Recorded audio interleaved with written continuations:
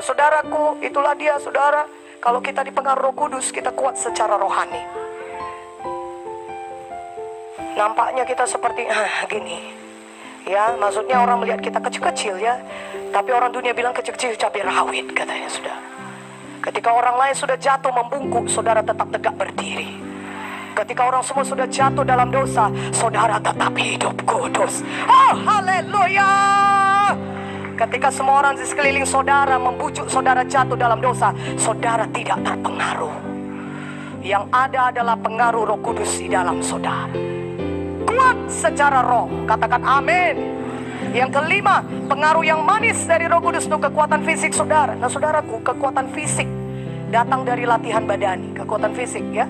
Datang dari makan, berolahraga dengan baik dan teratur. Tetapi saudara, kita harus menyadari bahwasanya ada kekuatan yang datang dari alam roh untuk fisik kita.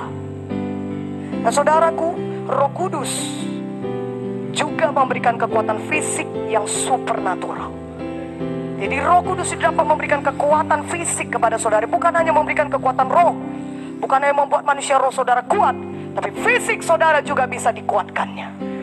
Ini sangat luar biasa. Alkitab penuh dengan contoh-contoh dari manusia yang menerima kekuatan supernatural dari alam roh. Ketika saudara berada di bawah pengaruh Roh Kudus, saudara menerima kekuatan dari Tuhan. Saudaraku, itulah sebabnya kenapa saudara tidak merasa capek atau lemah atau sakit ketika saudara melayani di bawah pengurapan.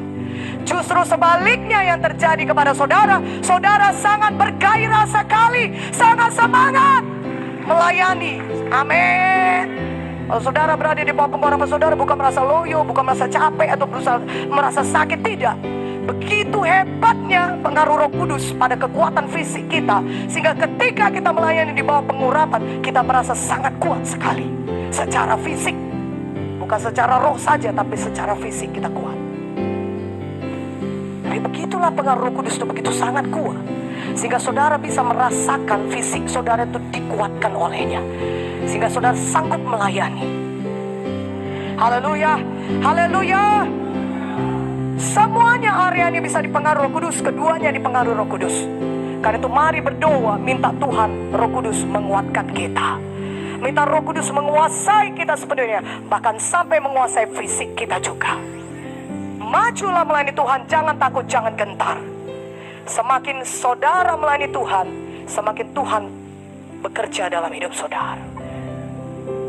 Saudaraku, barang siapa yang takut mempertahankan, dia takut kehilangan nyawanya. Mana siapa yang mempertahankan nyawanya, dia akan kehilangan nyawanya.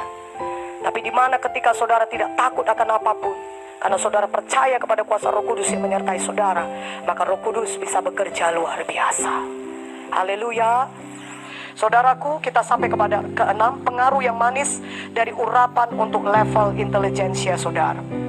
Intelijensia didefinisikan sebagai kapasitas untuk belajar, pemikiran saudara, dan pengertian saudara. Itulah intelijensia saudara. Intelijensia juga kecerdasan. Dan intelijensia juga artinya kemampuan untuk menangkap kebenaran-kebenaran dan untuk memegang kebenaran-kebenaran, merangkulnya, memegangnya, mengertinya, dan juga hubungan-hubungan, fakta-fakta, dan pengertian-pengertian. Itulah dia intelijensia. Kecerdasan saudara, kemampuan saudara menangkap kebenaran, hubungan-hubungan, fakta-fakta, pengertian-pengertian, itu kemampuan berpikir saudara, kapasitas untuk belajar saudara, itu dinamakan dengan intelijensia. Katakan amin. 4 pilar dari intelijensia adalah yang pertama, pengetahuan. Kedua adalah hikmat. Ketiga adalah pengertian. Dan yang keempat adalah takut akan Tuhan. Haleluya. Jadi Roh Kudus mempengaruhi semua 4 aspek ini. Roh Kudus mempengaruhi pengetahuan saudara, hikmat saudara, pengertian saudara, dan takut akan Tuhan.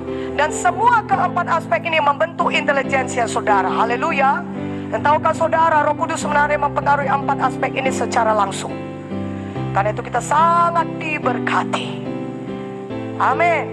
Karena dengan demikian pengetahuan kita bisa bertambah, hikmat kita bisa bertambah-tambah, pengertian kita juga, dan takut akan Tuhan juga. Amin. Pengetahuan itu adalah informasi yang saudara butuhkan. Itulah dia pengetahuan. Saudara baca Alkitab, ayat yang saudara baca, firman yang saudara, itu informasi bagi saudara. Katakan amin. Saudara datang di sesi summit ini, saudara datang summit dan saudara dengar khotbah sedang diberitakan, pengajaran firman sedang diberitakan kepada saudara, itu informasi bagi saudara. Itulah dia pengetahuan. Katakan amin. Nah, pengetahuan ini terdiri dari fakta-fakta, data dan kebenaran tentang subjek apapun, topik apapun. Dan saudara syukurlah, Roh Kudus adalah sumber pengetahuan. Dan bagian besar dari pengaruh Roh Kudus adalah membuat saudara memiliki pengetahuan. Jadi saudaraku, Tuhan itu justru mau saudara penuh dengan pengetahuan. Saudara limpah dengan pengetahuan. Karena bagian besar dari pengaruh Roh Kudus adalah membuat saudara penuh dengan pengetahuan. Bukan jadi orang yang tidak berpengetahuan. Justru penuh Roh Kudus akan membuat saudara penuh dengan pengetahuan. Berikan kemuliaan bagi nama Tuhan. Haleluya.